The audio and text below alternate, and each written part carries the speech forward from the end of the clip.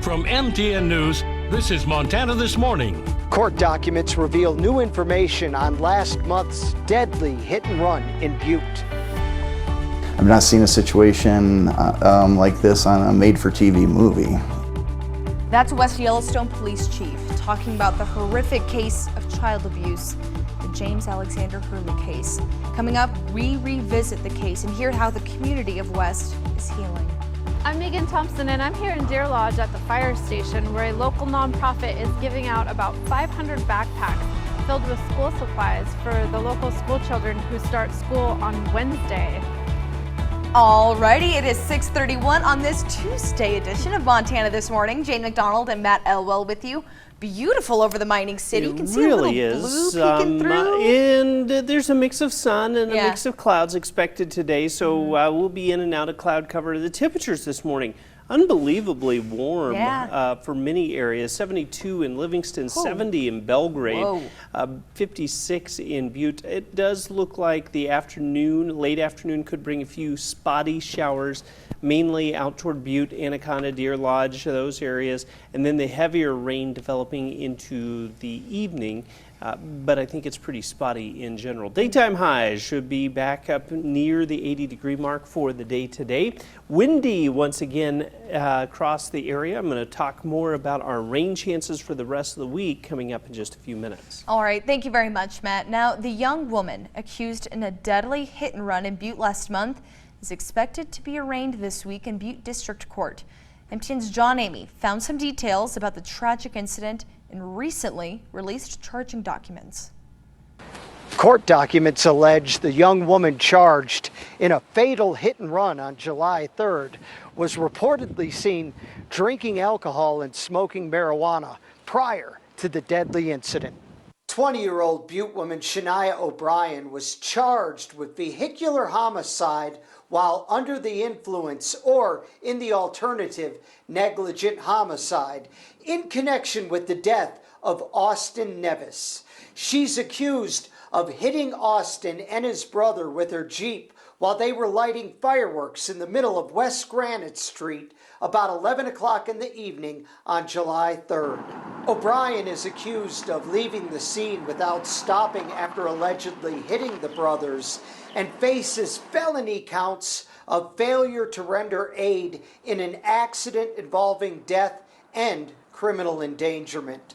The affidavit alleges after hitting the men, O'Brien continued to drive west and parked her Jeep near the World Museum of Mining, and she and her two passengers ran from the area. She and her passengers were later picked up by O'Brien's father. Court documents claim Shania O'Brien turned herself over to police the next day, accompanied by her father and an attorney. Documents also allege O'Brien was seen drinking alcohol and smoking marijuana earlier that day at a concert at the original mine yard and at a house party on Granite Street before the deadly hit and run. O'Brien remains free on bond and is expected to be arraigned on the felony charges in Butte District Court on August 24th. In Butte, John Amy, MTN News.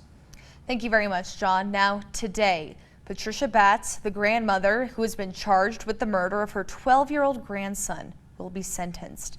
I visited West Yellowstone to speak with the chief of police, who was a sheriff's deputy at the time of the murder, to see firsthand how this horrific case impacted West and how the community is healing. I've quite honestly never seen a situation like this anywhere. I've never seen a situation certainly like this in West Yellowstone. I've not seen a situation like this in Bozeman. I've not seen a situation like this on a made-for-TV movie. An update tonight on a horrendous case of child abuse that resulted in the death of a 12-year-old boy. 12-year-old West Yellowstone boy found dead at his grandparents' home. James Alexander Hurley, who was found dead in his grandparents' home in the early months of 2020. Take me back to 2020. February 3rd. Tell me a little bit about what first went through your mind when you heard that there was something going on over on Buffalo Drive. Yeah, Well, it was called in by the family, you know, that medical. They had one West PD officer who was first on scene, and then a Gallatin County Sheriff deputy. You know, as I understand it from talking to them, specifically, they, both knew immediately that this was kind of went beyond a medical event. Now, at the time, West Yellowstone Police Chief Mike Gavigan wasn't chief for the West Yellowstone Police Department, but a sheriff's deputy stationed in West Yellowstone, and he came onto this case as a coroner. And reflecting back, a few emotions and thoughts come to mind. I think you go through the normal emotions of, could I have done something? Am I somehow responsible? Is there anything I could have done? I'm angry, I'm mad, I'm in tears because it's horrific and sad, and it's, certainly, I would say it's not something that West Yellowstone sees very often, but I would say it's not something that any community sees very often. And that feeling of, could I have done something? Should I have known? Chief Gavigan says it's felt by many in West. But there's no way they could know what was happening. No way. I mean, you couldn't, in your wildest imaginations and your darkest imaginations, your darkest thoughts, could you imagine what was going on behind closed doors? And now the door is soon to be closed on this horrific case of child abuse. Tuesday, August 22nd, Patricia Batts will be sentenced, and victim impact statements will be read. And for the town of West Yellowstone, through implementing new programs and outreach efforts, they continue their work to make sure nothing like this happens again. If we made no changes and we'd learned nothing, then we truly had failed. You have to learn, and you have to make sure that you do everything possible that things don't slip through the cracks. In West Yellowstone, Jane McDonald, MTN News. And later today, MTN will have a reporter in the courtroom to bring you the latest in this conclusion of the case. Now, switching gears a little bit, artificial intelligence is set to be a big part of classroom learning this year. Now, this school year is the first full year where students have AI at their fingertips. And as Scripps News national correspondent Dan Grossman shows, teachers, well, they're embracing its presence. For this story, we spoke to two people, Megan Tachi, a high school English teacher, and Gary Marchant, a college law professor. Both have spent the summer thinking of how best to utilize AI in their classrooms, and both agree its presence is no longer a matter of if, but when. I was excited to see the ways that it helped me, and then turning that and leveraging that into something that could be embraced by students. For Tachi, her curriculum surrounds comprehension, so she is challenging her students to incorporate AI into their work this year, whether that's finding new ways to spark imagination or get the ball rolling on a paper or taking care of administrative tasks. She says she is grading for understanding, which is something AI cannot forge for her students. Ultimately, what you see with AI is very pattern-based, so it's not in the business of making an opinion or having a creative connection or structuring an argument in a way that's backed up with interpretation beyond just presenting evidence. The same goes for Marchant, who teaches at Arizona State University. This month, the institution's law program became the first in the country to allow applicants to openly use AI in their applications. The reason, he says, because it's already largely used in the law field. It really is important that we sort of figure out how to adapt our teaching to basically teach them to practice law in the real world. And that's going to involve using AI in appropriate ways to understand its benefits, how it can be used, the good use cases, as you mentioned, but also what are the limitations and risks of using it as well. At Yale, for example, several courses incorporate artificial intelligence, including Italian, humanities, anthropology, and physics.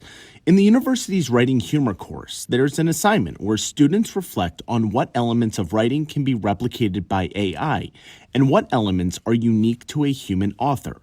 It's the very reason Tachi isn't afraid that students education by leaning into the technology. The future is exciting to me because I think about, from an equity standpoint, how much access to information can change how people think, and it can change their abilities if it's leveraged and seen as a way to enhance your own skills or give you a sense of confidence in your own abilities rather than this is going to do the thinking for you. Google doesn't do the thinking for you. This isn't to say every teacher agrees. Both Tachi and Marchand acknowledge there's a cohort who prefers to keep AI out of the classroom, but they say that won't necessarily curtail its use, as they believe this year is the year AI fully integrates itself into learning. I mean, I think it's going to happen this year. I mean, there's no question that, most of our students are using this. Dan Grossman, Scripps News, Denver. And we all know school year is back in session, full swing, back to school season. And according to a nonprofit over in Deer Lodge, the average price of filling a backpack with school supplies can cost parents around $75. Now, that's why they are stepping in to help alleviate some of those expenses with a back to school giveaway. MTN's Megan Thompson has the story from Powell County. When it comes to filling up your backpack with necessary school supplies, a local nonprofit here in Deer Lodge is helping parents cut that cost as kids head back to school this week. We have 500 backpacks that we can fill this year. Backpacks for Kids organizers say the price of school supplies have gone up this year, and the average cost of filling a backpack is between $50 and $75 per child. Anything bulk, we were able to just donate right to the school, so the kids do not have to worry about any of that. And overall, the group says they have spent almost $25,000 on school supplies. And it's all worth it to see the smiles on the kids' faces as they collect their bags. To see the smiles on kids' face, to know that they're going to be prepared for school, knowing that they've got all of their supplies, their backpack, I think it just is a confident builder for the kids. The smiles, the hugs, the enjoyment that they have is just priceless. Third grader Jaden Jackson is one of the hundreds of kids that pass through to collect a bag, and he's looking forward to going back to school. Because I get to see my friends. I learn a lot. What's your favorite thing about school? Homework. And thanks to this back to school nonprofit program, Jaden will have lots of fun new school supplies to do all of his homework. In Deer Lodge, Megan Thompson, MTN News.